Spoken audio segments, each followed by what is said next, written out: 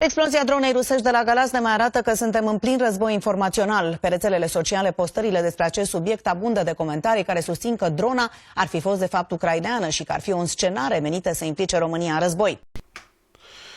Uite, eu doar am să pun informația asta aici și n-am să mai spun nimica pentru că înțeleg destul de bine greutatea pericolului în care mă pot băga. Aceasta este Iulia Mendel, fosta purtătoare de cuvânt a lui Zelenski, de 3 iunie 2019 și 9 iulie 2021. A scris chiar și o carte în 2022 în care îl laudă pe Zelenski și lupta Ucrainei pentru democrație. Numai că ia priviți ce spune ea astăzi despre Zelenski și care sunt intențiile lui în privința acestui război. A avut un interviu cu Tucker, dar am scos câteva părți importante și le-am pus în acest video. Eu doar pun informația care a spus-o ea, cea care a lucrat pentru Zelenski. He doesn't want to have political suicide. Finishing war for him is a political suicide. Yeah. You see? I do.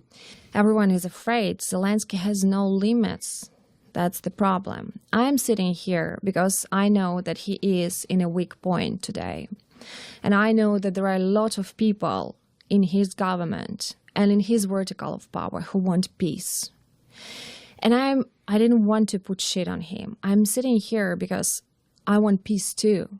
And this guy is going to come up with any condition. He's going to change the positions all the time just to prolong this war and to get more money. He doesn't want to have political suicide. Finishing war for him is a political suicide. Yeah. You see? I do. So I'm sitting here having this belief that if he is furiously ordering the people to arrange something against me, maybe in this vertical of power would be people who will not agree now. But even 2 years ago, they would do whatever he wants. What do you think Zelensky wanted? Like, what were his goals? Well, I definitely know that he thought he came forever. His first chief of staff said it once. He laughed to the minister and said, "We came forever." That's So he liked being the dictator. Well, he is a dictator.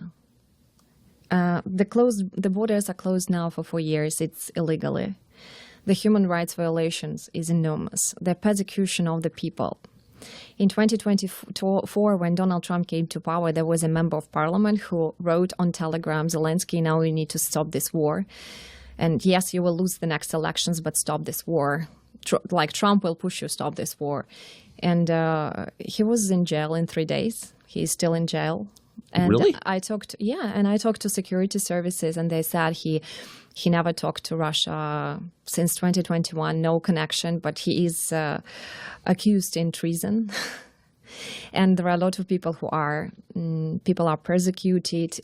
Obviously, there are dirty campaigns. Everyone who criticizes Zelensky is just pro-Russian, pro-Kremlin. You're pro-Kremlin. I will be pro-Kremlin after this interview. You know, I believe that American special services do their job well. And if there were any pro-Kremlin payments or contacts, obviously they would know that, right? When Donald Trump went out and named Zelensky a dictator, and when he was talking about low ratings of Zelensky, of course, Zelensky said that Donald Trump is influenced by Russians, and this is all Russian propaganda, and Donald Trump was called pro-Russian as every critic of Zelensky. But in fact, Donald Trump got information from a lot of Ukrainians. These are former government officials and even current government officials. These are people who are close to President Zelensky. They provided evidence, documents, witnesses, what they knew, everything. Because when Donald Trump came to power for the second term, so many Ukrainians hoped and still hope that he will help achieve peace. I hope so too. And he became very irritated. And he put his hands like this, what he was doing. He leaned to the table, he looked at us, and he said in a very irritated tone, "I need Goebbels propaganda if you want. I need Goebbels propaganda. I need thousands of talking heads of Goebbels propaganda." Meaning Joseph Goebbels, the Nazi propagandist. Yes, that was Major Hitler's propagandist. And we were like so shocked. And Zelensky is an amazing actor. He's going to give you what you want. Exactly. And that's what's happening. He still plays on camera this great guy. But believe me, behind the camera, he's very different. I was working for 2 years. For 2 years, this guy was repeating 2 phrases, which are very vocal about him. One of them, he was saying, Ukraine is not ready for democracy. And this is a quote. Another quote was, dictatorship is an order. So how on earth a person who believes that Ukraine is not ready for democracy and that dictatorship is an order actually can be the face of democracy? Low pensions.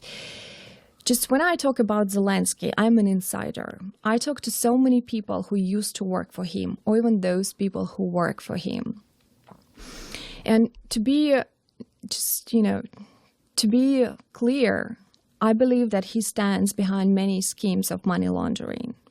And one of the stories is that I have a friend who was shortlisted for the position of the Ministry of Social Policies during the large-scale invasion. And he was called, and he said that he was one of 5 candidates. And he would be interviewed by Zelensky and Mr. Yermak, then Chief of Staff of President Zelensky. And he was told that during the interview, he would need to come up with the schemes of money laundering so that they are financed from the Ministry of Social Policy. And Ministry of Social Policy is the ministry that is responsible for pensions.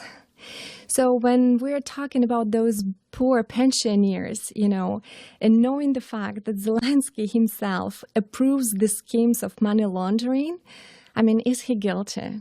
I want your audience to respond to that, okay? Do you understand the desperation of mine? Well, here's a pretty awful statistic. Over 85%